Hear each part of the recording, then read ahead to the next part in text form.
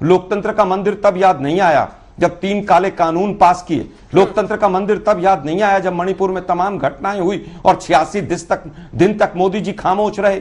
लोकतंत्र का मंदिर जब याद नहीं आया जब नोटबंदी की और लोग हजारों लाइन में लग गए। लोकतंत्र का मंदिर तब याद नहीं आया जब कोरोना में जिस तरह से मजदूर ट्रेनों के नीचे कट के मर रहे थे, तब विशेष सत्र याद नहीं आया, तब इनको लोकतंत्र का मंदिर याद नहीं आया। आज 5 दिन का विशेष सत्र है। क्या देश को यह जानने का अधिकार नहीं? क्या ये पूरी तरह से तानाशाही का अमृत काल है? क्या आप देश को नहीं बताएंगे? शून्यकाल खत्म, प्रश्नकाल खत्म, एजेंडा खत्म, कार्यसूची खत्म। क्या होगा संसद में? ये देश को जानने का अधिकार अगर नहीं है तो वन नेशन वन इलेक्शन की चर्चा नहीं, मुझे लगता है वन नेशन और वन बिजनेसमैन के ऊपर बढ़ रहे हैं आप लोग। नमस्कार दोस्तों, स्वागत है आप सभी का। आप देख रहे हैं मिस्टर इमाम। दोस्तों, आज का डिबेट वीडियो होने वाली है आलोक शर्मा और अंजना ओम कश्यप के बीच में। दोस्तों, 5 दिन बाद यानी 18 तारीख को पार्लियामेंट में विशेष सत्र बुलाया गया है, लेकिन उस विशेष सत्र में क्या एजेंडा होने वाला है वो फिलहाल गोपनीय है। हालांकि कांग्रेस चेयरपर्सन सोनिया गांधी प्रधानमंत्री को चिट्ठी लिखी थी कि विशेष सत्र में क्या एजेंडा होने वाला है। उधर से जवाब आया कि आप असंसदीय बात कर रहे हैं। विपक्ष का भी मानना है कि ट्विटर पर से विशेष सत्र की जानकारी देना ये भी असंसदीय है। इस डिबेट में आलोक शर्मा ने अंजना ओम कश्यप के सवाल का पॉइंट टू पॉइंट जवाब दिए। तो दोस्तों, वीडियो बड़ी शानदार होने वाली है। आपसे अनुरोध है वीडियो को अंत तक जरूर देखें। चलिए मेन वीडियो को स्टार्ट करते हैं। ये विशेषाधिकार तो है ही ना कि जो सरकार है वो एक सत्र इस तरह का बुला सकती है। अब ऐसे में पूरा सवाल खड़ा कर देना, विपक्ष से बात करो, लेकिन परिस्थितियां तो ऐसी है नहीं कि बहुत मिलजुल कर दोनों ही तरफ से किसी मुद्दे पर कंसेंसस बने की स्थिति आए। दूसरी तरफ अगर वो ये कह रही है कि प्रधानमंत्री ही जवाब दें या प्रधानमंत्री कार्यालय क्यों नहीं जवाब दे रहा है, इसके पीछे भी क्या औचित्य है? पार्लियामेंट्री अफेयर्स मिनिस्टर जवाब दे रहे हैं आलोक जी। Not bad. Now you.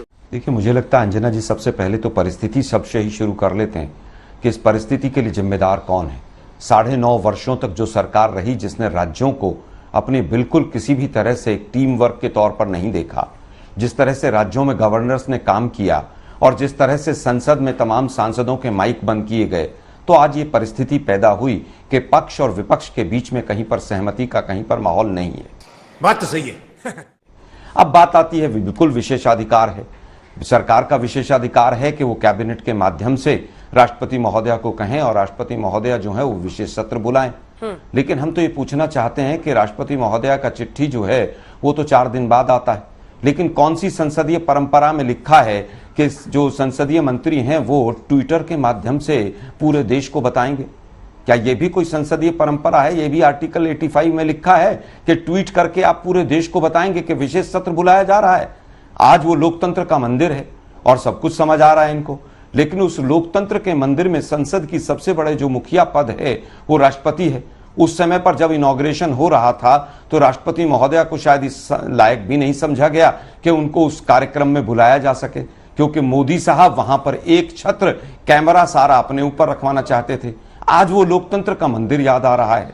और लोकतंत्र का मंदिर तब याद नहीं आया जब 3 काले कानून पास किए। और लोकतंत्र का मंदिर तब याद नहीं आया जब मणिपुर में तमाम घटनाएं हुई और 86 दिन तक मोदी जी खामोश रहे। लोकतंत्र का मंदिर जब याद नहीं आया जब नोटबंदी की और लोग हजारों लाइन में लग गए। लोकतंत्र का मंदिर तब याद नहीं आया जब कोरोना में जिस तरह से मजदूर ट्रेनों के नीचे कट के मर रहे थे, तब विशेष सत्र याद नहीं आया, तब इनको लोकतंत्र का मंदिर याद नहीं आया। अरे बाप रे, ये तो धोती खोल रहा है। आज 5 दिन का विशेष सत्र है। क्या देश को यह जानने का अधिकार नहीं? क्या ये पूरी तरह से तानाशाही का अमृत काल है? क्या आप देश को नहीं बताएंगे? शून्यकाल खत्म, प्रश्नकाल खत्म, एजेंडा खत्म, कार्यसूची खत्म। क्या होगा संसद में? ये देश को जानने का अधिकार अगर नहीं है तो वन नेशन वन इलेक्शन की चर्चा नहीं, मुझे लगता है वन नेशन और वन बिजनेसमैन के ऊपर बढ़ रहे हैं आप लोग। शर्म करो, शर्म। एजेंडा क्या होगा? क्या उसके ऊपर सहमति होगी कि नहीं होगी? क्या ये पूछना गलत है? क्या जिस तरह से ये सरकार पूरे के पूरे एजेंडों को बुलडोज कर रही है, जनता माफ नहीं करेगी। आप बताइए, मणिपुर की बात कर रहे हैं, मणिपुर पर 1.5 घंटे तक मोदी जी वहां पर खिलखिलाते रहे, ठहाके लगे मणिपुर के ऊपर और फिर कहते हैं आप भगोड़े हो गए। अरे भगोड़ी तो सरकार हुई मणिपुर के ऊपर, भगोड़ी ये सरकार के तमाम मंत्री हुए जो वोट मांगने तो मणिपुर जाते थे, लेकिन मणिपुर की जो 2 बच्चियों के साथ हुआ उसके ऊपर एक शब्द नहीं निकला इनके मुंह से। भगोड़ा कौन हुआ वो पूरे देश ने देखा। देश के प्रधानमंत्री ने कहा कि वहां पर शांति आ रही है, वहां आज भी शांति नहीं है। क्यों? क्योंकि सरकार के द्वारा प्रायोजित दंगे थे वहां पर मणिपुर के अंदर। अरे देवा, ये गड़बड़ है बाबा। बिजनेस एडवाइजरी कमेटी की मीटिंग नहीं, कैबिनेट की कब मीटिंग हुई बीजेपी बताए देश को कि कैबिनेट ने कब इसके लिए संतुति दी कि भाई आप यहां पर विशेष सत्र बुलाया जाए।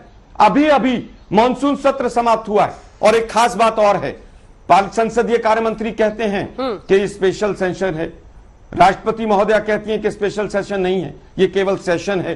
तो देश को यही नहीं पता कि सेशन है पार्लियामेंट का या ये स्पेशल सेशन है। कब कहा राष्ट्रपति? दोनों में फर्क है, दोनों के ट्वीट में और चिट्ठी में।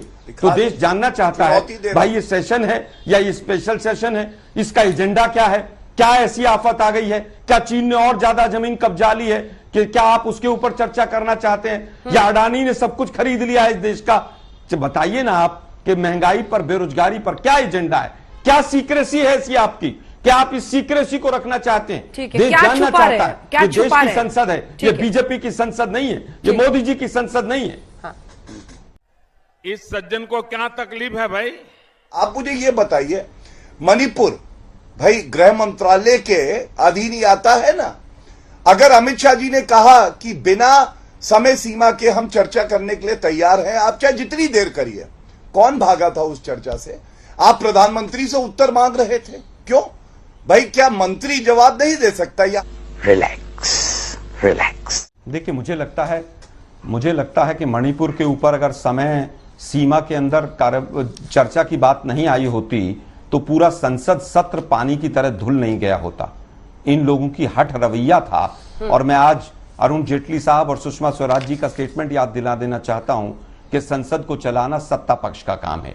जहां तक संसदीय प्रणाली की बात है, हम प्रवक्ता लोग तो अगर कहीं पर कोई चीज गलत मुंह से भी निकल जाती है, खेद व्यक्त करने से भी हम पीछे नहीं रहते, लेकिन किस किस तरह की शब्दावलियों का इस्तेमाल हमारे तमाम लीडर्स के लिए किया गया है ये पूरे देश ने देखा है।